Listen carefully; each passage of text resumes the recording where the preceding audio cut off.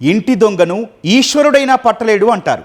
ఎందుకంటే ఇంట్లోనే ఎంతో నమ్మకంగా ఉంటారు, మనతోనే కలిసిపోతారు, ఆనుపానులన్నీ తెలుసుకుంటారు, సమయం చూసి దెబ్బ కొడతారు. మనం ఎంతగా వాళ్ళను నమ్ముతామో వాళ్ళు అంతకన్నా ఎక్కువగా ముంచేస్తారు.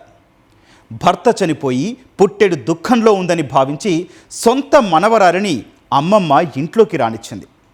రక్త సంబంధమే కదా అని ఆమెను నమ్మి డ్యూటీకి వెళ్ళిపోయింది. సొంత మనవరాలే కదా అని ఇంట్లో చోటిచ్చిన పాపానికి ఆమె ఏం చేసింది? స్నేహితులతో కలిసి ఎలాంటి ఘాతుకానికి పాల్పడింది?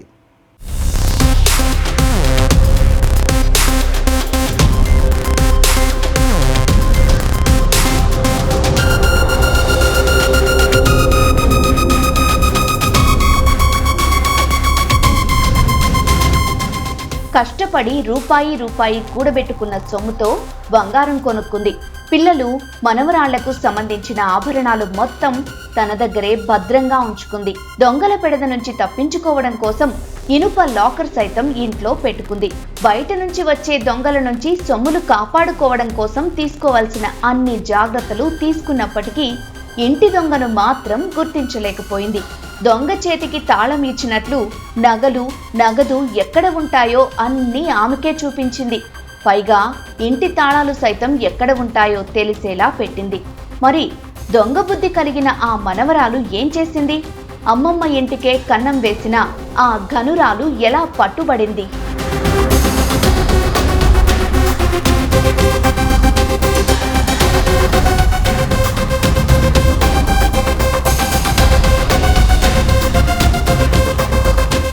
తిరుపతి రూరల్ పరిధిలోని చెర్లోపల్లి వెంకటపతి నగర్లో లాకర్ చోరీ కేసును పోలీసులు 24 గంటల్లో ఛేదించారు. వెంకటపతి నగర్లో నివసిస్తున్న టీటీడీ ఉద్యోగిని కేఆర్ యశోదమ్మ రోజు మాదిరిగానే ఉదయాన్నే విధులకు వెళ్లిపోయింది. ఇంట్లో ఉండే మిగిలిన కుటుంబ సభ్యులు సైతం ఎవరి పనులకు వాళ్ళు వెళ్లిపోయారు.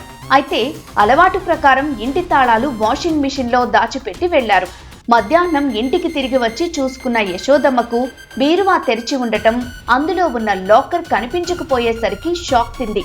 కష్టపడి సంపాదించుకున్న సొమ్ములు దొంగలు దోచుకుపోవడంతో లబోదిబోమన్నది.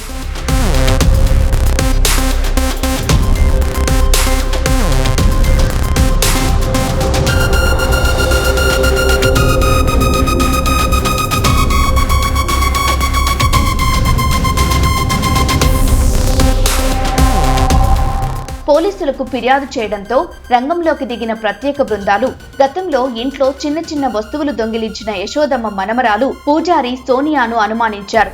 ఆమెను అదుపులోకి తీసుకుని విచారించగా అసలు విషయం బయటపడింది. తమ స్నేహితులు పేరూరుకు చెందిన నంద్యాల బాబుతో పాటు అనితతో కలిసి చోరీకి పాల్పడినట్లు పోలీసులు నిర్ధారించారు. భర్త చనిపోయిన తర్వాత కుమార్తెతో కలిసి ఉంటున్న సోనియాకు నంద్యాల బాబుతో పరిచయం ఏర్పడింది. మా అమ్మమ్మ ఇంట్లో భారీగా నగలు, డబ్బు ఉందని అతనికి చెప్పింది. వాటిని దోచుకుని ఎక్కడికైనా పారిపోయి హాయిగా జీవించాలని పథకం వేసింది. ఇంటి తాళాలు ఎక్కడ ఉంటాయో ఆమెకు తెలుసు కాబట్టి సులువుగానే ఇంట్లోకి చొరబడి బీరువా తెరిచి లాకర్ ఎత్తుకెళ్లిపోయారు.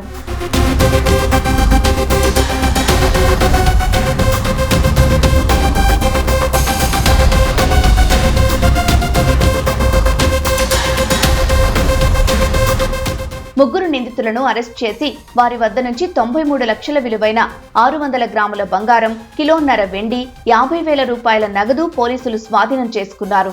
ఈ సోనియా వచ్చేసి ఈ యశోదమ్మకు మనవరాలు అవుతుంది. ఈ గోల్డ్ ఇంట్లో ఉండేది, సిల్వర్ ఉండేది ఆమెకు చూసి అబ్జర్వ్ చేసి ఈ బాబుతో ఈమెకుండే పరిచయం వల్ల ఈ చికెన్ షాప్ రన్ చేస్తాడు.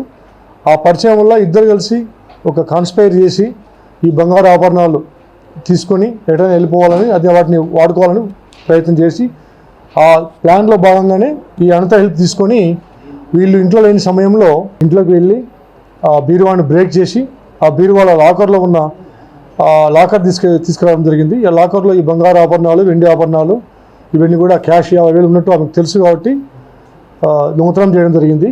93 లక్షల రూపాయల విలువ చేసే బంగారు ఆభరణాలు, వెండి ఆభరణాలు రికవర్ చేయడం జరిగింది. సొంత మనుషులే ఇంటిని దోచుకుంటుంటే ఎవరిని నమ్మాలో అర్థం కావడం లేదని బాధితురాలు వాపోయింది. కంటికి రెప్పలా చూసుకున్న మనవరాలే నమ్మక ద్రోహానికి ఒడిగట్టిందని కన్నీళ్లు పెట్టుకుంది.